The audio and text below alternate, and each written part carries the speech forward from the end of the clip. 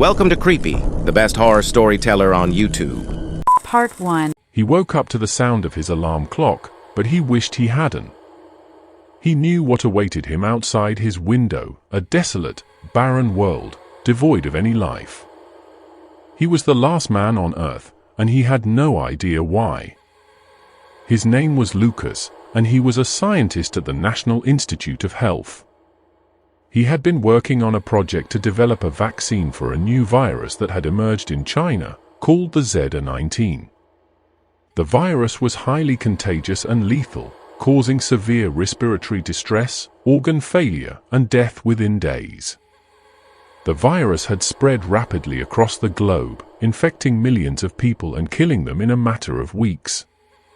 The world was in a state of panic and chaos, as governments and health organizations struggled to contain the outbreak and find a cure. Lucas had volunteered to be one of the first human subjects to test the experimental vaccine, along with a few other colleagues. They had received the injection at the Ni lab, and then they had been quarantined in a secure facility for observation. They had hoped that the vaccine would protect them from the virus, and that they would be able to help save the world. But something had gone terribly wrong.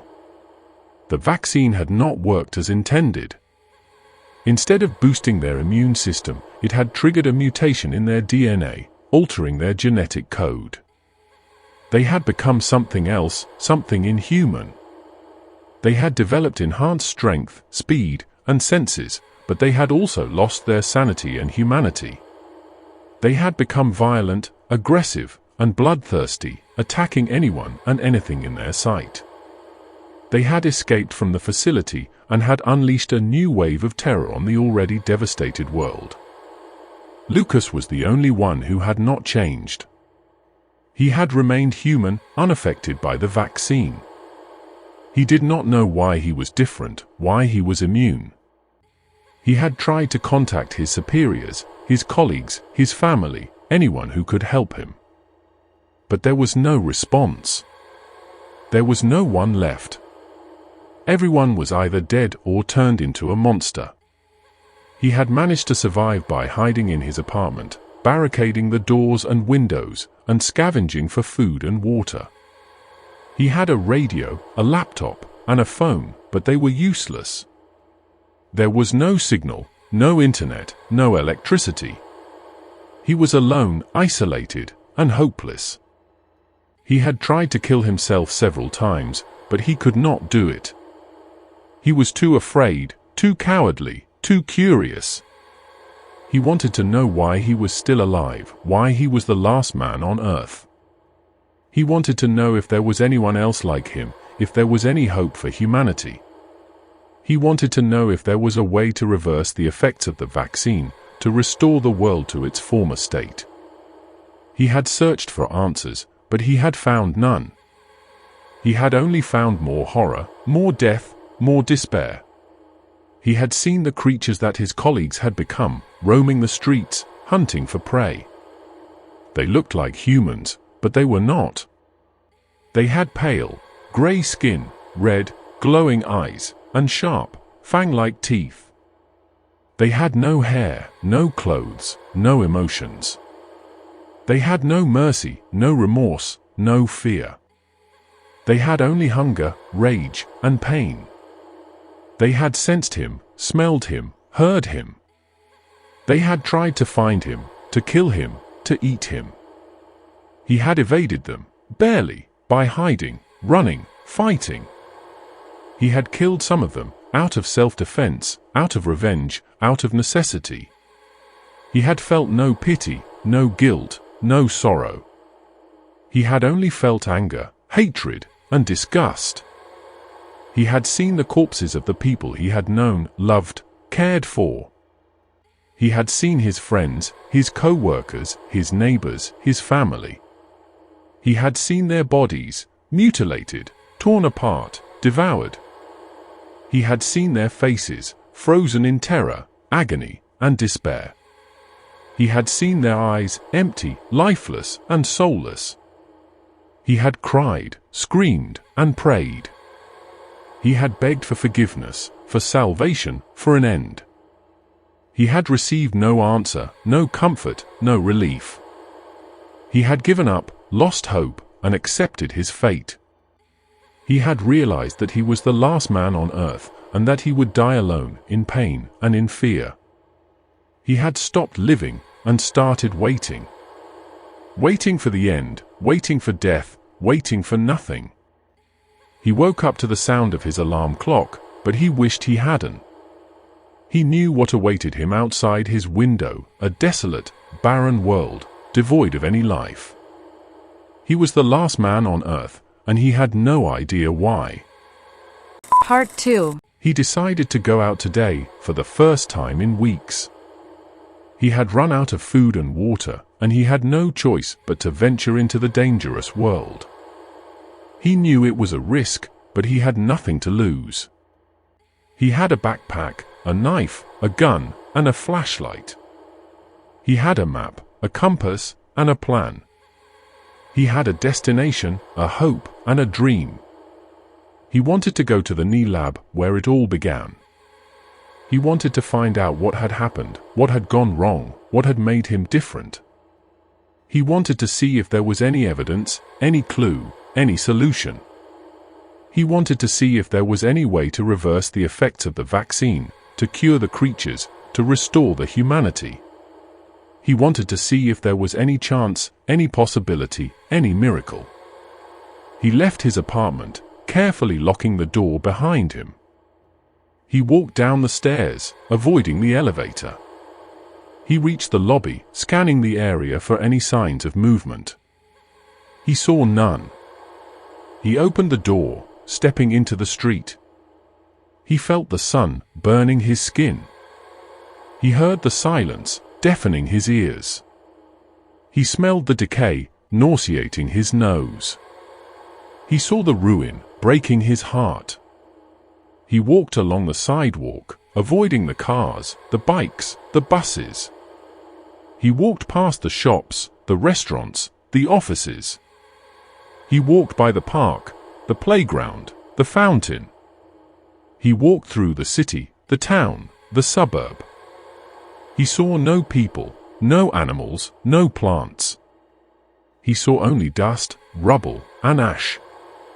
He walked for hours, following the map, checking the compass. He walked until he reached the highway leading to the NIH. He saw the sign, pointing to the direction. He saw the road, empty and clear. He saw the opportunity, rare and tempting. He decided to take it. He found a car, parked on the side. He broke the window, unlocking the door. He searched the glove box, finding the keys.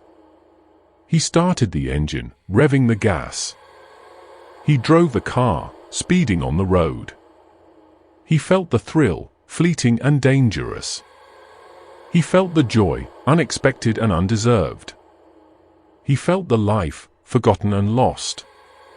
He drove for miles, passing the exits, ignoring the signs. He drove until he saw the fence surrounding the NIH. He saw the gate, closed and locked. He saw the guard, dead and rotting. He saw the problem, obvious and serious. He decided to solve it. He stopped the car, getting out of the seat. He grabbed the gun, loading the bullets. He shot the lock, breaking the chain. He opened the gate, entering the NIH. He saw the building, tall and imposing. He saw the door, open and inviting. He saw the lab where it all began. He decided to end it. He entered the building, walking through the hall. He reached the elevator, pressing the button. He waited for the door, opening and closing. He entered the elevator, selecting the floor. He waited for the lift, going up and down. He reached the floor, where the lab was. He exited the elevator, walking to the lab. He saw the door, marked with a sign. He saw the sign, warning and forbidding. He saw the words that changed his life. Biohazard, authorized personnel only. He ignored the sign, opening the door. He entered the lab where he had received the vaccine. He saw the equipment, the computers, the machines. He saw the vials, the syringes, the needles. He saw the vaccine, the cause, the curse. He decided to destroy it. He grabbed the vials, smashing them on the floor. He grabbed the syringes, breaking them in half. He grabbed the needles, bending them out of shape. He destroyed the vaccine, the source, the enemy. He felt the rage, the fury, the vengeance. He felt the satisfaction, the relief, the justice. He felt the peace, the calm, the closure. He looked around the lab, searching for more. He saw the files, the papers, the reports. He saw the data, the results, the findings. He saw the truth, the answer, the explanation. He decided to read it.